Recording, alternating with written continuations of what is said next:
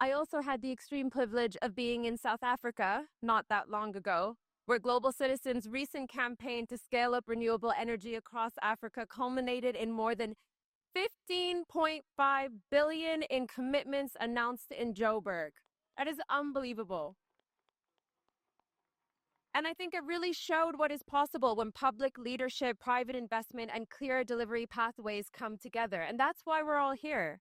But today's conversation is really about what happens after the announcement. You know, I was in the car on the way here. This is my third Davos.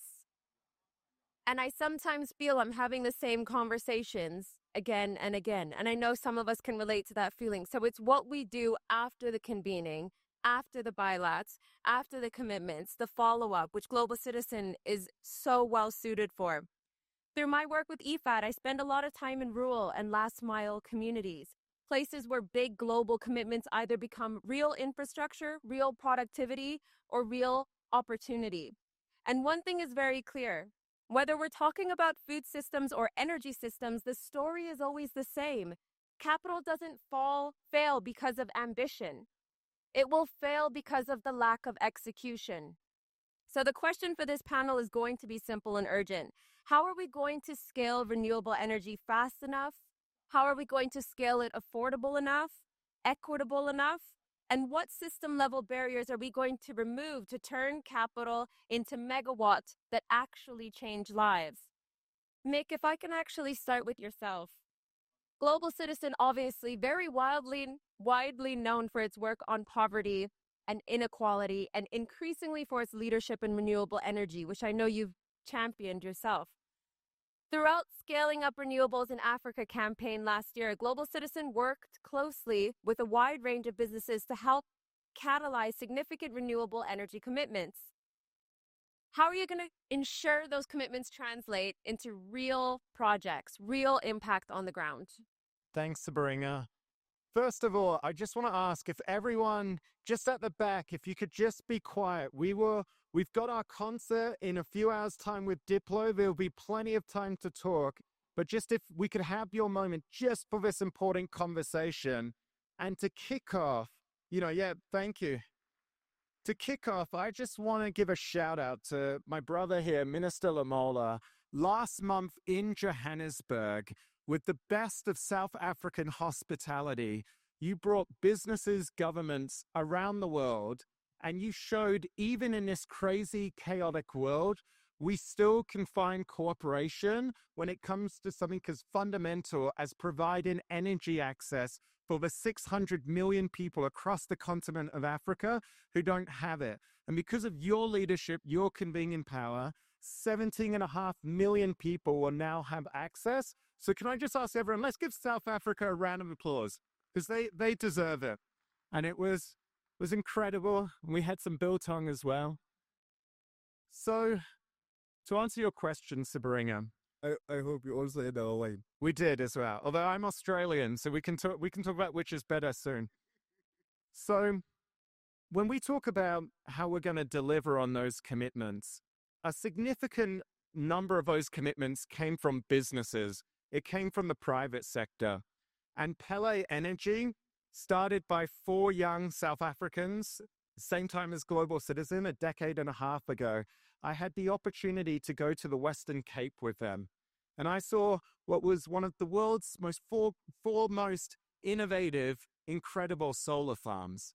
And it's impressive. And they said to reach their commitment to provide 3 million people with access to energy, they basically need to multiply that solar farm by 100 across the country. And they have a plan to roll that out over the next 5 years.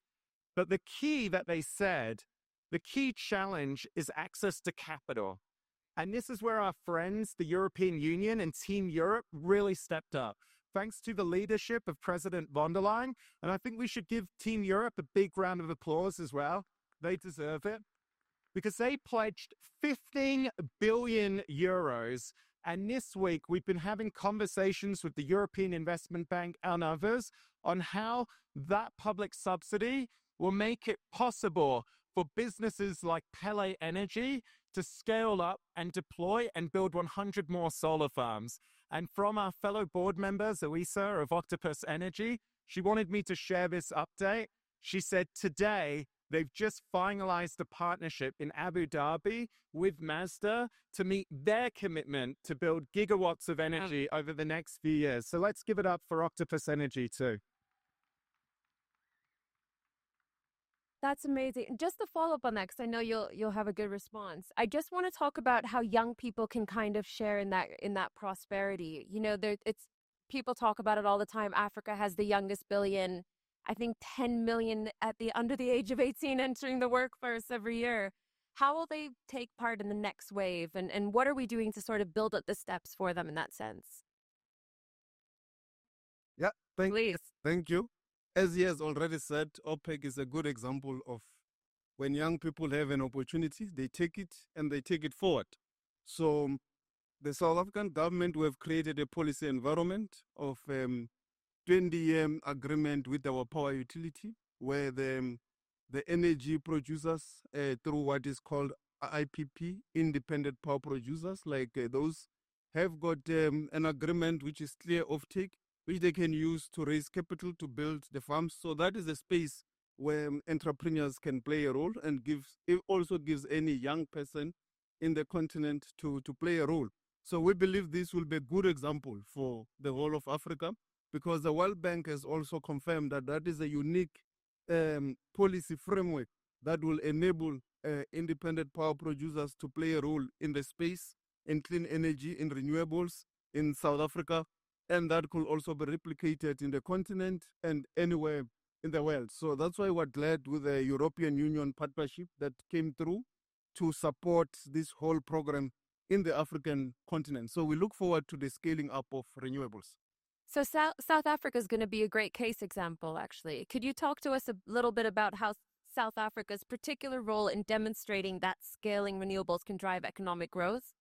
Yeah, indeed. Already almost about 5 to 10% of our electricity come from energy mix, which includes renewable. And we've built up on that for the past 15, 20 years, which we are hopeful will be an example for other countries to emulate. And we have also enabled a policy environment in terms of our energy reforms. You will know we had challenges with energy security. We had something called load shedding.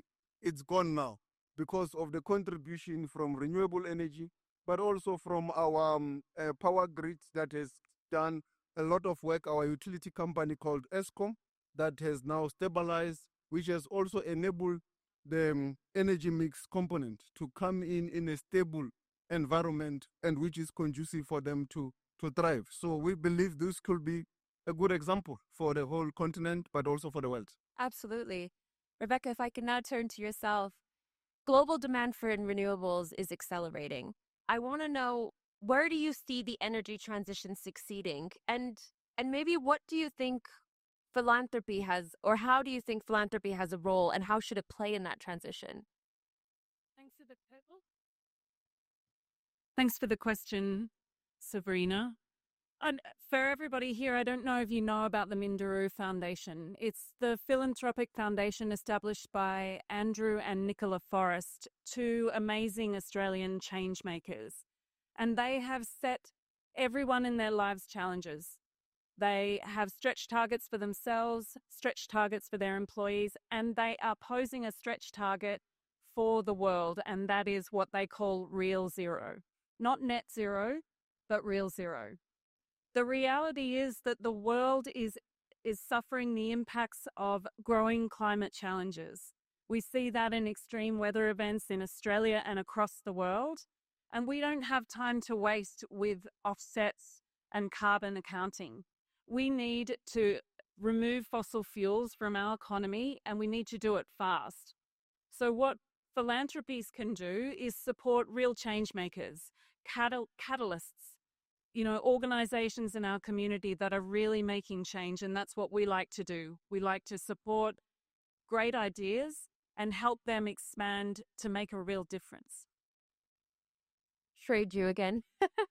No, and I think that's a good point. And coming back to you, Mick, with Global Citizen, I know you must be bursting out your seams with excitement about the upcoming event in Australia, the global moment for COP31. I want to know, what opportunity do you think that creates to push ambition beyond fossil fuels toward renewables? How are we going to ensure renewable energy is deployed at scale? So, one of the biggest topics of discussion, obviously, this week is AI, data centers, how we're going to meet the need, the incredible energy need that these data centers require. And Rebecca also mentioned the need at the same time for higher ambition when it comes for the transition from fossil fuels to renewable energy. And I don't think you can divorce the two. They're not mutually exclusive. And to some extent, my message to jurisdictions around the world is it's a race against time. The jurisdictions that can invest right now in the scale up of renewable energy so that you can provide low cost, abundant electricity at scale, whether it's for data centers, whether it's for decarbonizing the steel industry, those nations or sub-nation regions, they will win in the coming decade to come, because we've heard it from AI companies this week. They're looking for reliable, abundant energy. And the thing I'm excited by is when I was back in the Western Cape in December, I met these incredible young people, Luke and Keanu, these young solar technicians being trained by Pele to fix and scale up solar. And I asked them what their ambition was. And they said, we're going to start our own business, like what you do in Australia. They said, we're going to go around households, we're going to install rooftop solar, but we're not going to stop there. They said, we're going to convince all of the technology companies to bring their data centers here, and we're going to build the solar panels that's going to supply that. And then they said, we're not done that yet. We're going to go into space and build the solar panels in space that's going to take society and humanity to space, right? That is the ambition of young people. That is the ambition of young South Africans. And the thing that I'm excited by, this year in the lead up to the COP31 moment, which Australia has this unique moment of sharing the negotiations, I think it is a moment in time where we can really get behind that vision if we can bring businesses and governments together, and if we can scale up renewable energy like we saw last year in Johannesburg, then we will achieve the dreams of young Luke and Keanu, but we need the support of everyone here in order to do it. That's really well said. Thank you, Mick. And I just want to leave you all on one final note. If you could just leave us with one message of hope from this panel, what would it be? If I can come back to you, Mick, start with yourself. Look, I think one of the biggest things we need from businesses right now and governments is we need the right policy incentives. We need the policy incentives like we've seen in Europe. We need it from the Australian government. We need that leadership. And the thing which I'm excited by right now is I can see the demand coming. Fortescue is talking about green shipping. They're talking about green steel. We're also seeing this with the AI companies as well. That demand is coming. So the message, as we see in Africa, which has 60% of the world's best solar potential, the message is to invest and build that out now. And as is the subject of this panel, let's electrify the world. And in the process, let's end extreme poverty. Okay, so you go ahead.